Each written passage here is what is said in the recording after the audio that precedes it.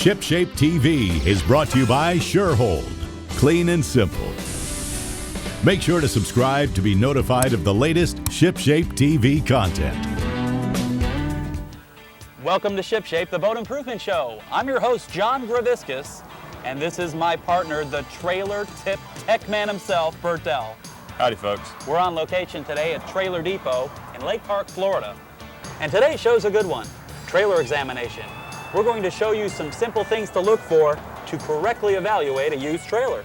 In some cases, it makes sense to recondition a used trailer. In other cases, it's an absolute waste of time and money. We're doing today's show thanks to Larkin Hall. Larkin wrote us asking us to cover this particular topic. Before we can dive into today's project, we need to take this short break.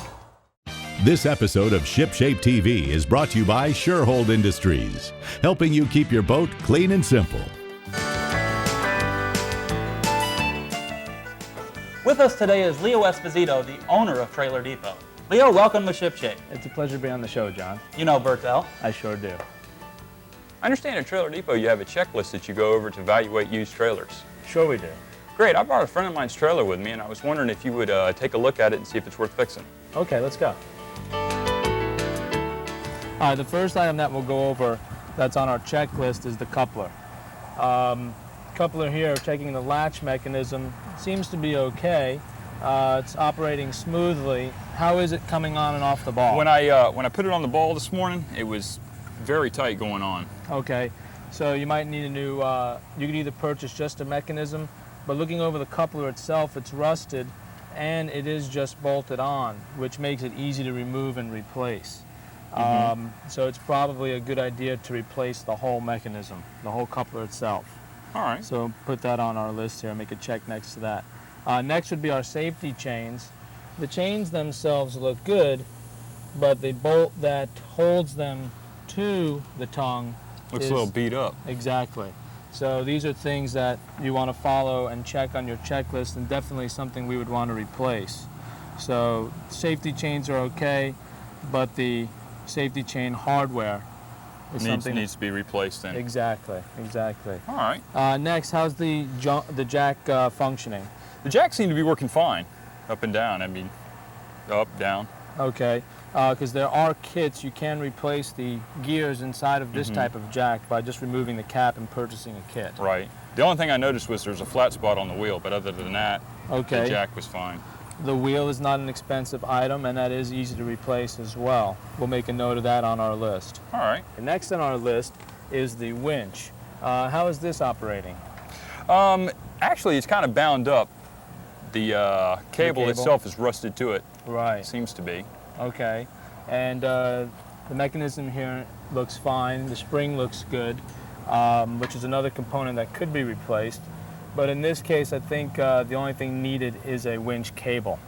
So you just put a new cable on it, winch it, wrap it back up itself? Exactly. Depending on what you prefer, you could either put a galvanized cable on this or even a strap, a nylon strap. The strap is a lot neater and it's also easy to install.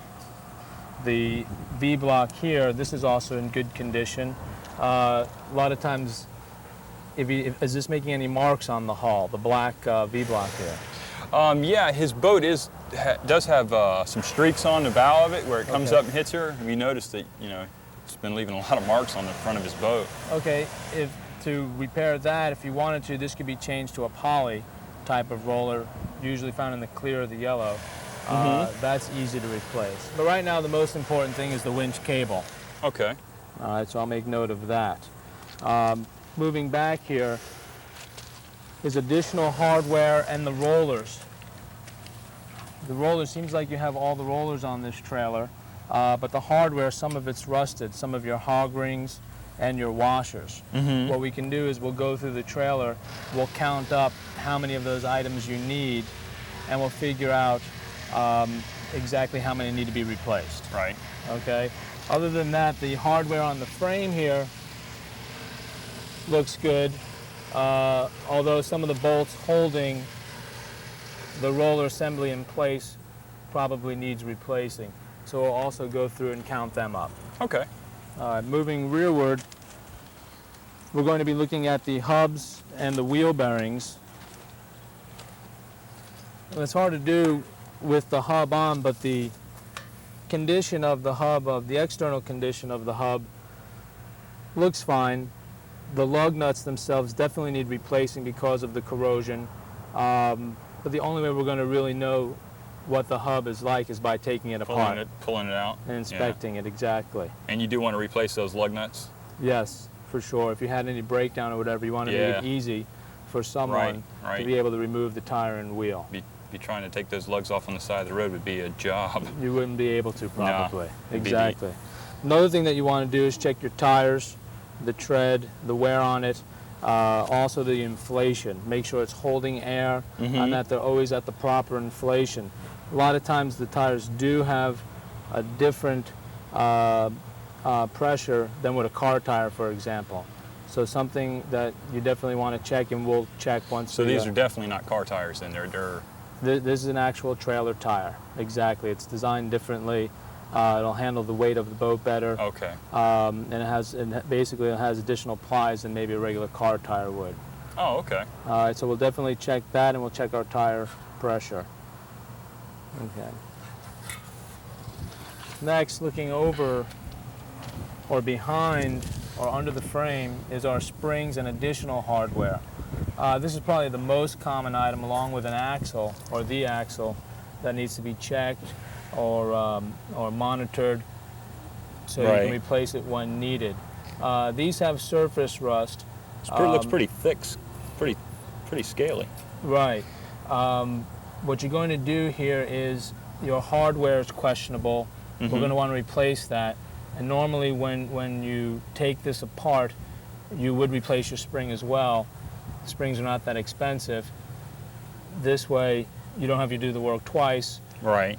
Once you're in Once there, you got it apart, you might as well go ahead and put a new set of springs in there. Exactly. And at the same time, if any of the hardware holding the spring in place needs replacing, that's when you'll do that as well.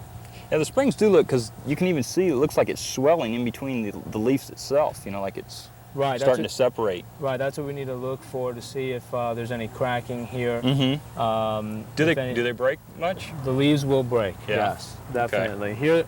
Here I don't see any that are broken, but commonly if you look at it closely, you'll see that the spring itself could start to flatten out. I think that's what we're seeing here, is a little flattening out more than actual breaking. So they're not as bad, but it would be a good thing to change them now. Definitely, it's going to give you the proper arc to it. Right. And you don't want to have any breakdowns with that. In addition to that, what can be checked are the next on our list are the lights. We have a vehicle hooked up to it, and the housings look good. But what we need to do is actually open the light up, look at the inside, make sure that everything's working. Right. Do you get much corrosion in the sockets with these lights, or? You do. A lot. You need to have a submersible light, which these are. These are easy to work with. The insert slides out. As long as the housing itself isn't cracked, as this one doesn't appear to be, then it's going to hold the air. Okay. Which prevents the water from getting in. So this looks good. So you sell the inside or the inner workings of the light. As long as the housing is okay, then you can replace anything inside that just corroded or whatever then, right? Exactly. Okay. What you're going to need to do, like I said, is usually we first test the vehicle, make sure the vehicle's operating fine. Right. And then we'll go ahead, make sure your trailer's working. But we could also, like I said, look at the insert, make sure there's no corrosion. And then this way you know that you won't have any problems in the near future. As far as the frame goes and your cross members, they look very good. And you wouldn't be replacing them. They're pretty stout. Right. It's a strong trailer. There really isn't any rust on the frame of this trailer at all.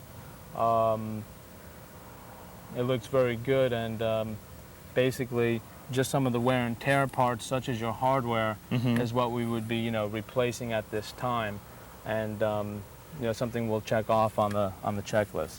So the bulk of the trailer seems to be in fairly decent shape then? Yeah, it seems to be in very good shape, yes. Good. Another thing you want to check are your trailer, the tie downs. Now this one here is actually built into the frame, and you can see is good and strong. This is the part that'll hold the boat with a strap. The strap that goes across the back? Exactly. Okay. Or from the transom to the frame to hold the boat to the trailer. Mm-hmm. A lot of times the tie downs are maybe just an eye bolt that's actually not a part of the frame and not galvanized. Those will corrode and not be strong. In this case, though, this is an excellent condition, so that's fine. Okay, great. Don't want to lose our boat. Exactly. Another thing commonly we would check now are brakes. This unit doesn't have brakes, but we would also need to take that apart, look into it to see what our brakes are looking like. So if we had trailer brakes, that's the thing that y'all do. Y'all tear them down, check them out, see if Exactly. they need to be rebuilt or whatever the case may be on them. Exactly, and just an external look at it isn't enough. You need to get that hub apart and you need to look at the brake components. But here we don't have to worry about that. Okay. Well, guys, is she worth fixing up? Well, there's quite a few things wrong with her, but I've made a list, so why don't you take it into Gene and see if it's worth fixing? Good idea. But first, this short break from our sponsors. Stay on course. ShipShape will be right back. Wait, don't skip ahead. We've got a free gift for you. Hi, I'm Barry Burhoff, president of Surehold Industries, and we've been the leader in boat care for over half a century. And today, we want to share our free gift with you, Surehold's Essential Boat Care Guide and Checklist. By clicking this link above, you'll discover comprehensive tips from engine maintenance to effortless washing, ensuring your boat stays ship shape. So don't miss out. Download your free Surehold Maintenance Guide now so we can help you keep your boat clean and simple.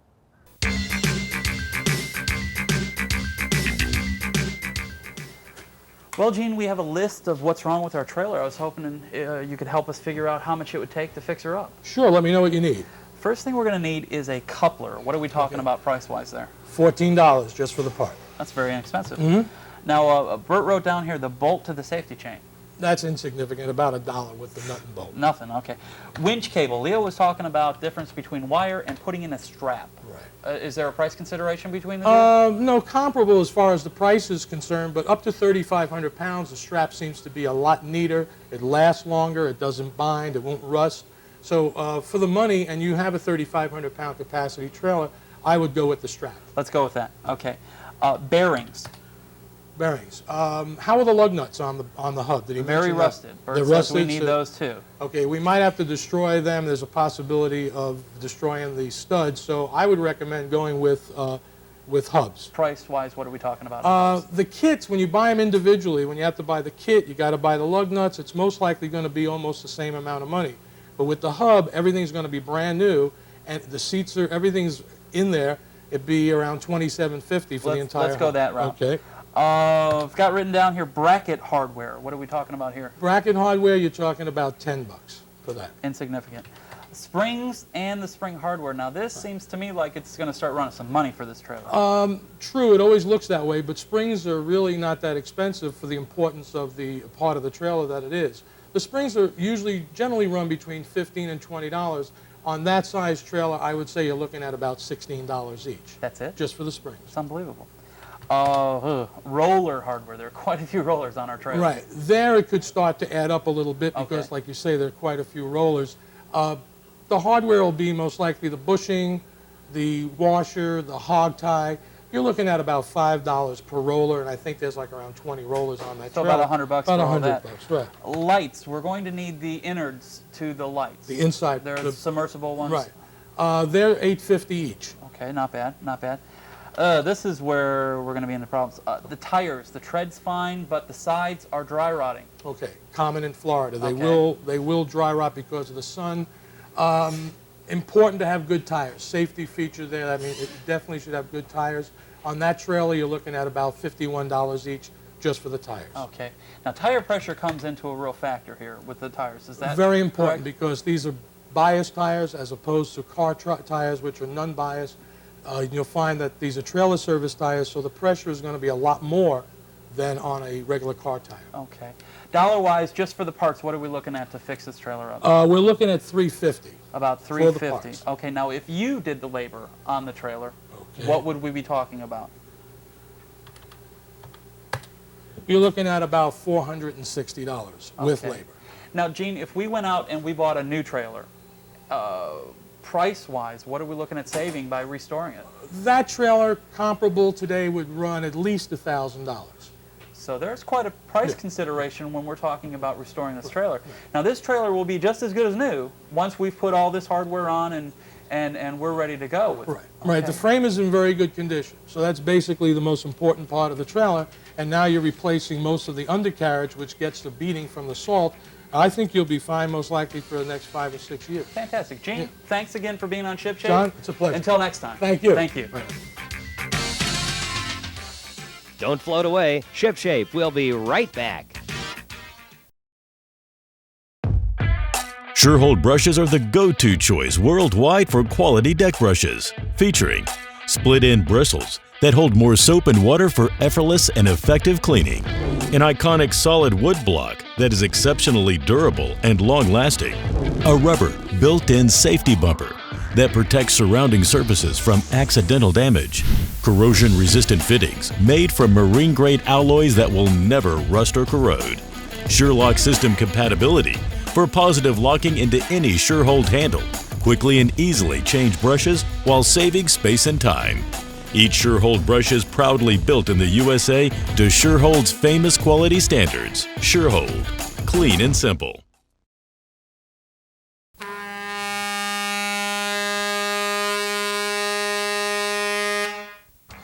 I'm here again today at Stella Marine in Salvador Harbor in Palm Beach Gardens, and with me is the owner of Stella Marine, Bob Stella. Bob, welcome to ShipShape. Okay, John, welcome aboard the Shamrock. We have one killer fishing vessel today, the 26-foot Shamrock Stalker. Bob, tell us about this boat. This is incredible. Well, this is a great boat, as I'm sure, I took you through it a few minutes ago. This is a unique boat. It's got an inboard engine. This happens to be diesel, and it has a direct shaft with a keel drive. You can actually take this boat and gun coal it, which is what the old sailboat term is, and your prop is protected under the keel. A lot of people worry about how can I tilt the engine up. You really don't have to. You're in 22 inches of water. That's the draft.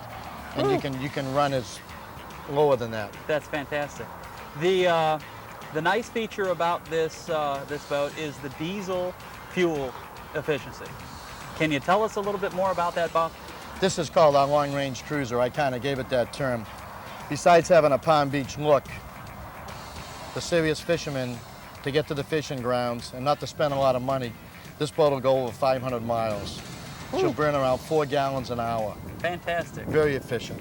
Incredible. Now, a comparable sized boat, if you had twin outboards on the back, what are we talking about You're burning anywhere from 20 to 24 gallons an hour with outboards. Unbelievable. So there's a real price savings when you're talking about this inboard engine. There's a price savings, and then when you go to resell it, the resale ability on an inboard, diesel of course, is tremendous against outboards. I can really see that.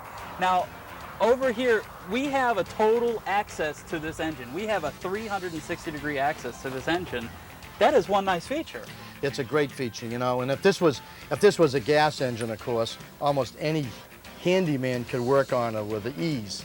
Where it's a diesel engine, there's really not a lot to do. Put oil in it, put fuel in it, and you go, you know? So the maintenance factor is very, very little. One of the neat things about this boat is the center console as well as having a cuddy cabin.